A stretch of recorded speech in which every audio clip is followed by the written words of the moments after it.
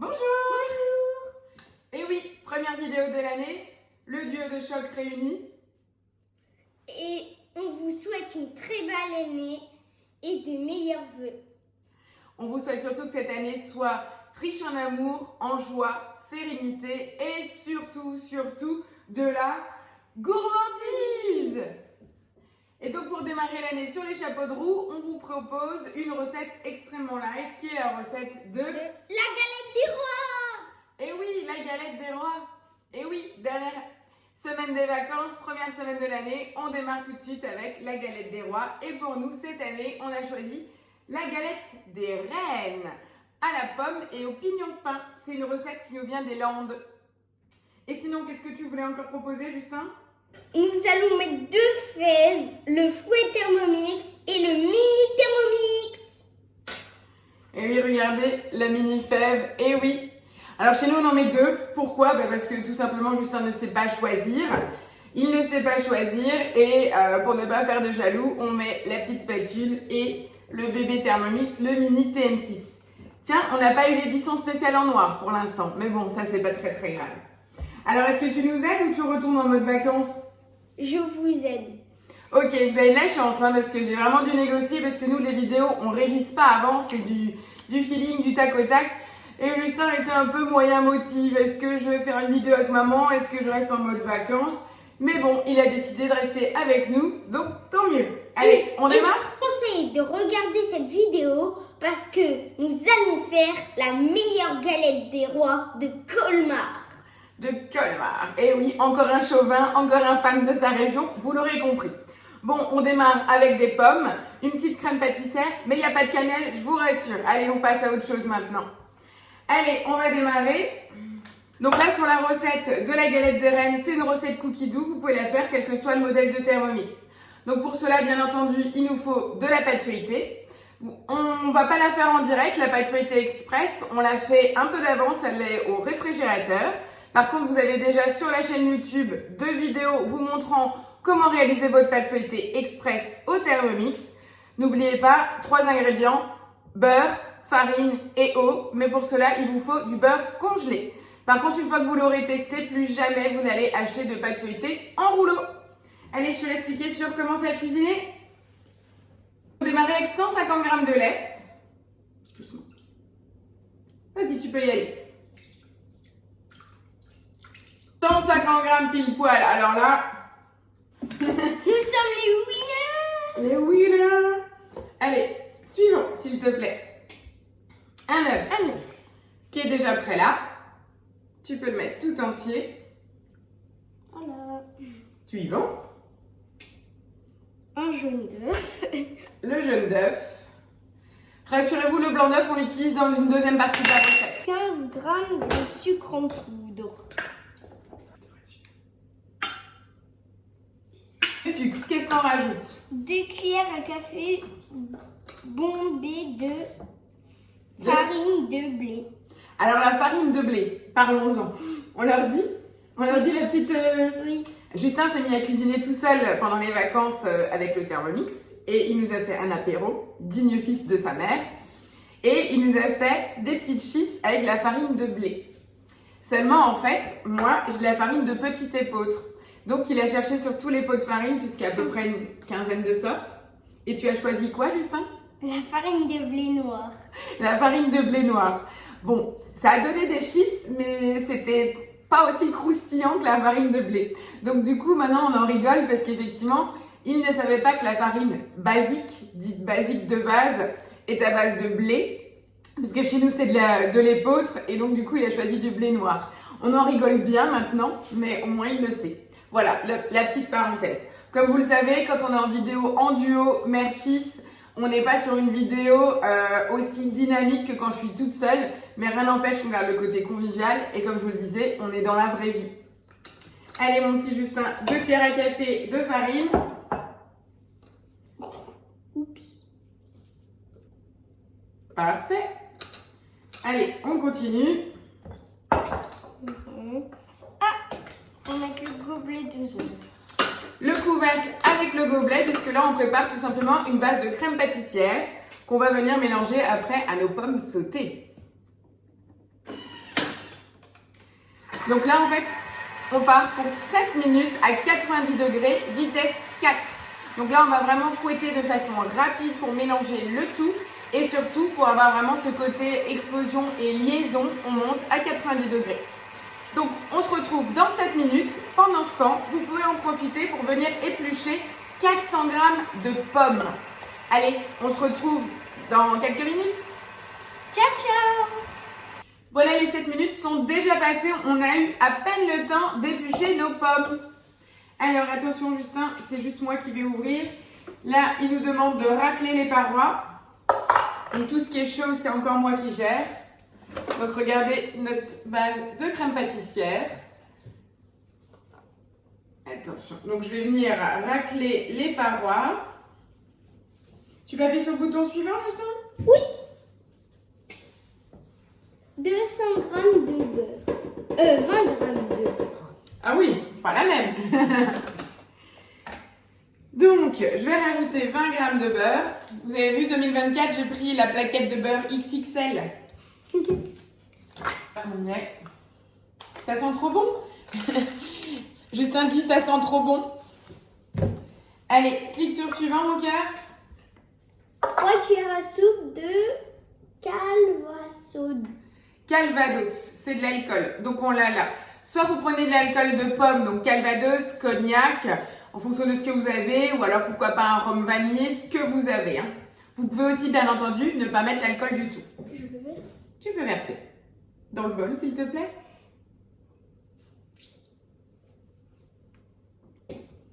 On remet le couvercle avec le gobelet. Suivant.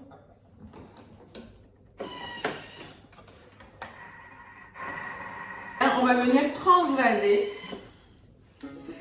Petite astuce aussi pour les fèves, sortez-les dès le départ parce que c'est le genre de truc où vous allez fermer votre galette et vous avez oublié de mettre la fève.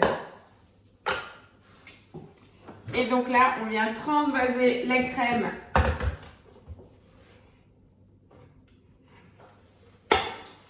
Voilà, là je viens de transvaser la base de notre crème dans un récipient en verre et maintenant je vais venir filmer directement en contact sur la crème pour éviter en fait que l'on crée une petite peau. Parce que ça après on va mélanger avec nos pommes. Alors, on change de bol et on nettoie. Donc je te laisse attraper le deuxième bol, Justin. Nous avons décidé de prendre un deuxième bol nettoyé et là, cette étape, nous devons remettre du beurre. 20 grammes, comme avant. 20 pile poil, encore les winners. Alors, nous allons faire suivant. 15 grammes de sucre en poudre.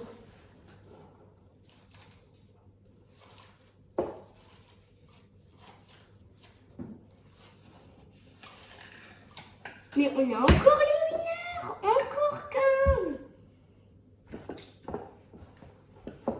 Si on continue comme ça... Vous avez vu mon petit chef? J'étais en train de filmer au contact, il a continué la vidéo. Bon, au moins vous voyez, c'est comme si c'était du live. Hein. Il nous manque ça. Le gobelet.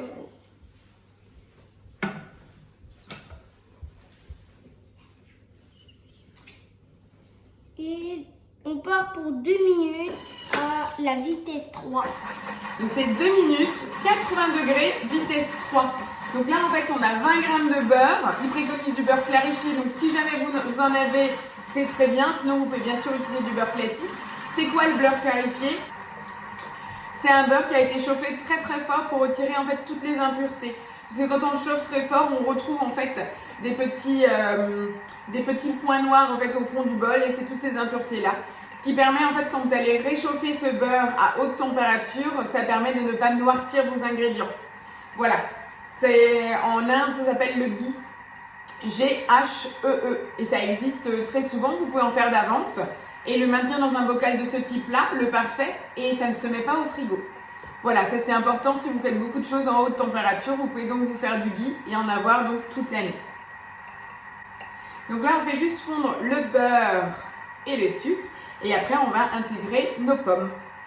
Les 3 minutes viennent de se finir, vas-y, tourne le couvercle et clique voir sur suivant.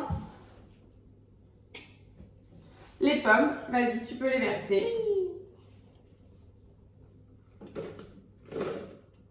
On est bon. On remet le couvercle avec le gobelet toujours. Et là, on part pour 6 minutes à 80 degrés en vitesse mijotage. Ici, vous le voyez, c'est la petite cuillère, c'est la vitesse la plus lente. On va tout simplement faire sauter nos pommes. On va les faire revenir dans le mélange sucre-beurre. Donc, vous imaginez bien que c'est très Sucré. ou gourmand. Voilà, donc pendant que les pommes sont en train d'être sautées avec le mélange beurre et sucre, on va en profiter pour venir étaler nos disques. Donc là, vous voyez, j'ai déjà préparé ma pâte feuilletée. On la voit bien en mode escargot. Je vais vous la déballer. Vous voyez bien, en fait, vraiment les ronds. Et donc ça, c'est vraiment important pour avoir un très beau feuilletage. J'ai fait 2 fois 150 grammes. Comme ça, j'ai tout simplement les 2 quantités pour mes disques. Comme vous avez pu le voir, on voit bien en fait les picots de beurre à l'intérieur. Donc c'est mon beurre congelé. Là, ça sort du frigo, donc c'est bien, elle n'a pas le temps de chauffer. Le plus dur maintenant, ça va être d'étaler le tout puisque là, elle est vraiment hyper dure. Donc, on va y aller.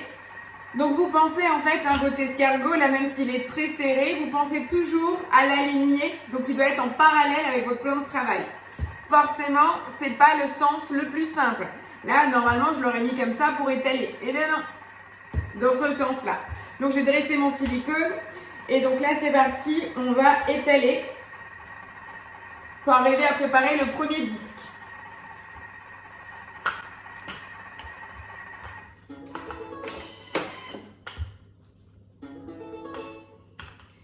Donc là, nos pommes viennent de finir la partie sautée. On nous demande bien de le réserver dans le bol. Et là, en fait, de dispatcher en fait nos disques de pâte. Donc on y est, on peut les laisser ainsi, on les tout beau.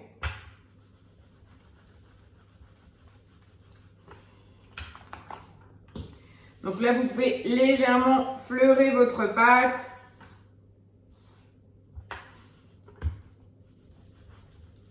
Voilà, maintenant que j'ai étalé la première partie donc de mon disque de pâte feuilletée, j'utilise en fait le fond d'un moule à tarte amovible. Comme ça, ça me donne la bonne dimension. C'est un 26 de diamètre, 24-26 je dirais.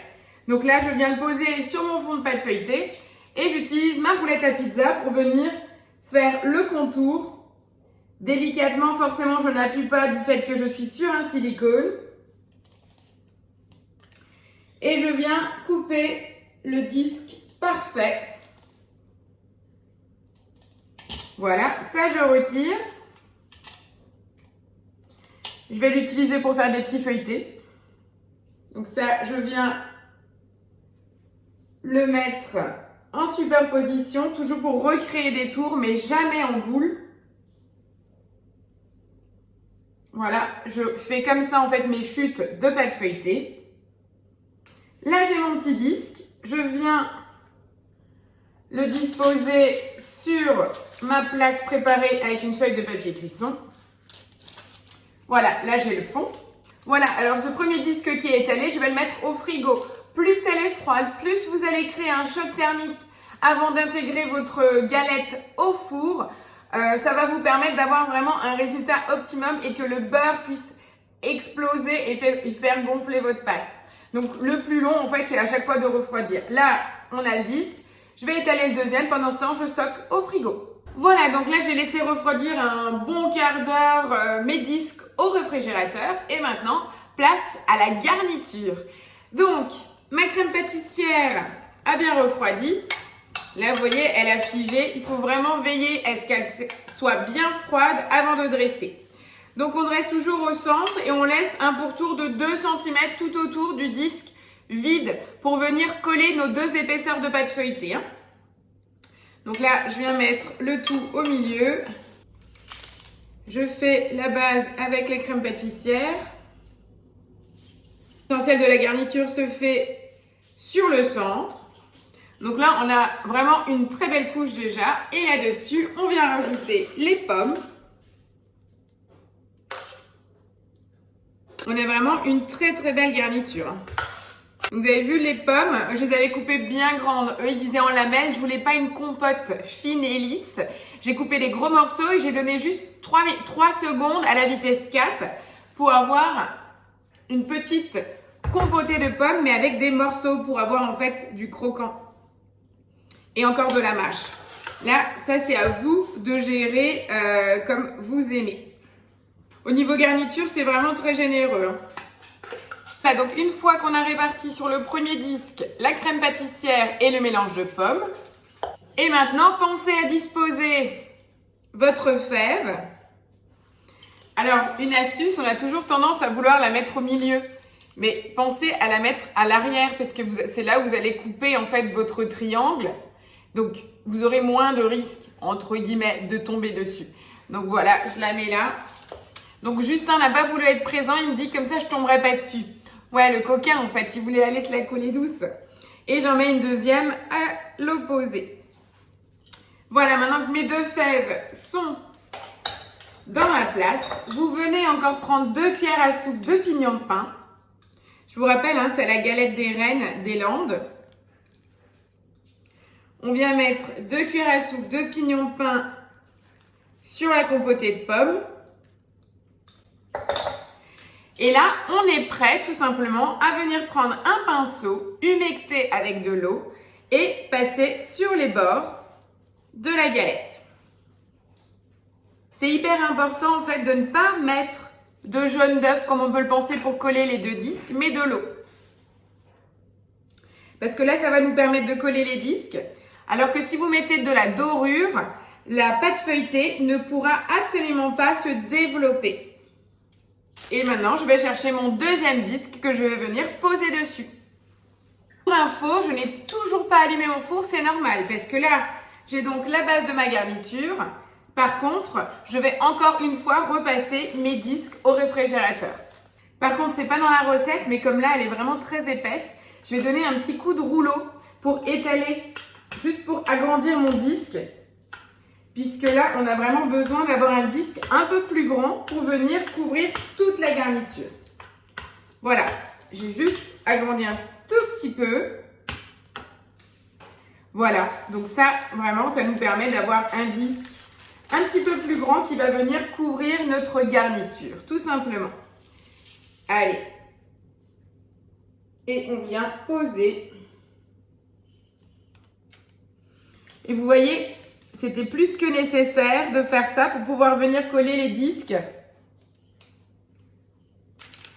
en superposition et que ça vienne bien recouvrir l'ensemble de la garniture.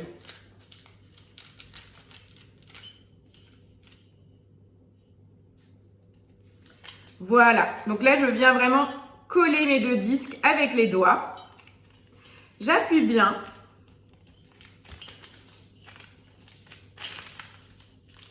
Bien à plat. Voilà, donc là j'ai scellé mes 2 disques. Une fois que vous avez bien scellé vos disques, vous voyez, je les fais glisser au niveau de la plaque pour venir faire ce qu'on appelle le chiquetage. C'est la décoration du pourtour. Donc après, il y a plusieurs options. Soit vous pouvez faire comme des pétales, soit vous pouvez juste en fait donner des petites incisions avec le couteau et repousser. Voilà, je vais vous faire une version. En temps normal, pas sur cette galette parce que c'est pas fini, il y a encore une dernière étape. Là, on a la base de notre galette qui est vraiment bien garnie comme vous l'avez vu. 2 options. Galette classique, que ce soit crème d'amande ou frangipane. Une fois qu'on a collé nos disques à l'eau, on vient dorer le dessus.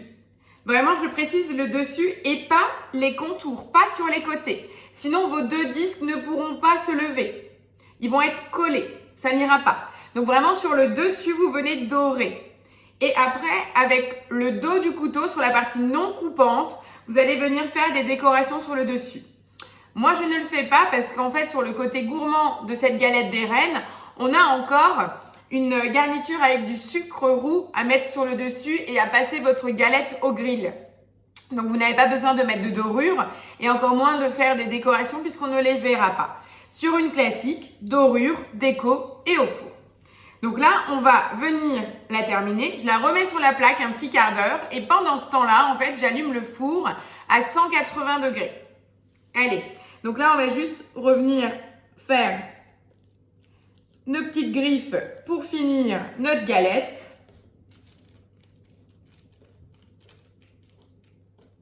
Donc ça, c'est ce qu'on appelle le chiquetage.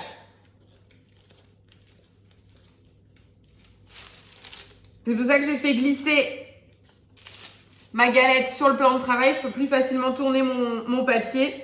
Ça me fera un résultat plus joli. Mais là, ça c'est à vous de voir comment vous voulez faire. Là, ma galette là est prête. Je fais nouveau glisser sur la plaque.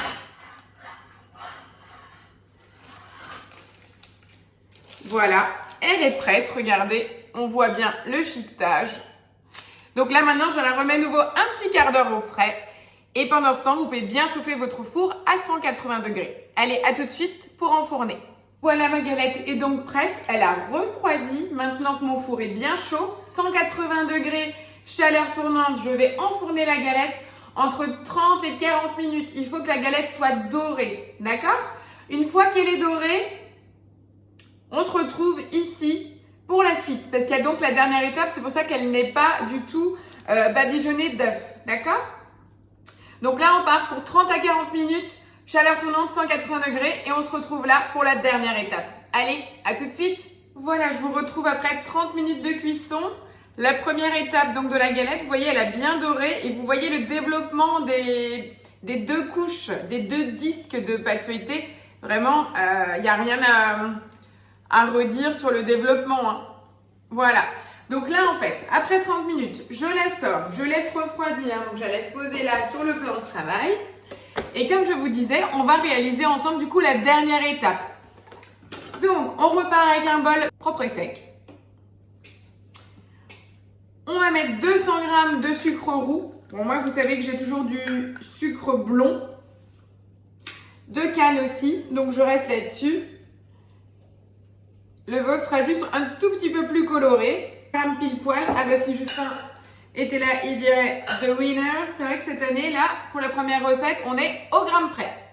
200 g de sucre roux, on revient mettre le couvercle et le gobelet, puisqu'on va tout simplement le transformer en sucre glace. Allez, c'est parti pour 10 secondes à la vitesse 10. Venir racler les parois du bol. Voilà, mes 200 g en sucre glace. On vient racler. Voilà, voilà. D'où l'intérêt d'avoir un bol propre et sec. On va venir rajouter le blanc d'œuf qu'on n'avait pas utilisé pour notre crème pâtissière.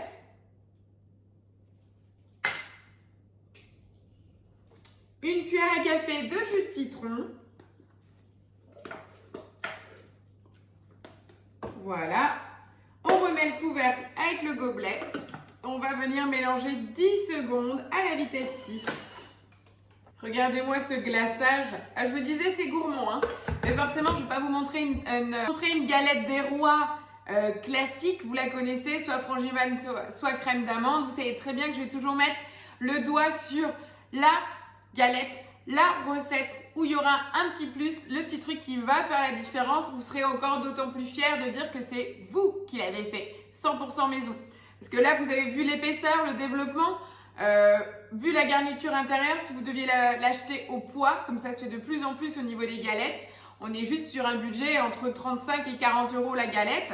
Je pense quand même à faire relativement cher.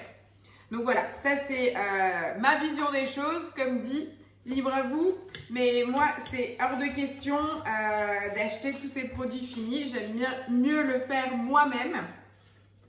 Même si ça prend du temps, mais du coup, je sais exactement ce qu'il y a dedans et je peux faire au gré de mes envies.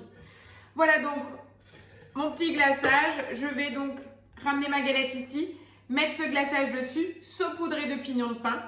Pendant ce temps, mon four est en train de chauffer en mode grill à 275 degrés. Vous avez bien entendu. Et on va le mettre pendant 4 minutes. C'est vraiment juste pour saisir, pour faire une genre de coque caramélisée sur notre galette des rois.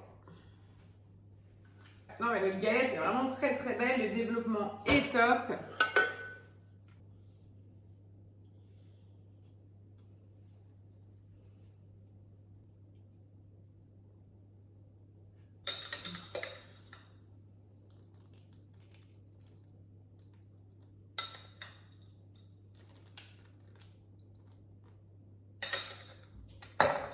Voilà, regardez le glaçage qui est en train forcément de couler, les pignons de pain. Mais vous voyez bien le développement, il n'y a pas photo, hein, et vraiment, il n'y a rien à dire. Voilà, donc maintenant je vais l'enfourner 4 minutes à 275 au grill. À tout de suite. Et voilà, je vous retrouve après les 4 minutes de grill. Regardez, en fait, comme ça a vraiment doré sur le dessus, voire noirci hein, sur certains côtés. En fait, ce qu'il faut retenir, c'est que le glaçage a vraiment gonflé comme l'esprit d'une omelette norvégienne et ça nous a vraiment fait une croûte au sucre, vraiment garnie, colorée, exactement comme sur la recette en fait cookie dough, on voit bien le dessus. Alors après, à vous de faire attention, vous pouvez laisser peut-être que 3 minutes, hein, mon four va vraiment très très fort. Vous voyez, c'est pas... Il y a des parties plus ou moins noircies, mais le glaçage a vraiment gonflé comme une omelette. J'ai plus qu'une hâte, c'est que ça refroidisse et qu'on puisse couper pour découvrir l'intérieur garni. Donc voilà, début d'année avec la galette des reines, pommes, pignons de pain, avec ce magnifique glaçage sur le dessus. J'attends bien entendu vos retours avec impatience. Je vous souhaite une belle galette des rois ou des reines et je vous donne rendez-vous la semaine prochaine. Ciao, ciao!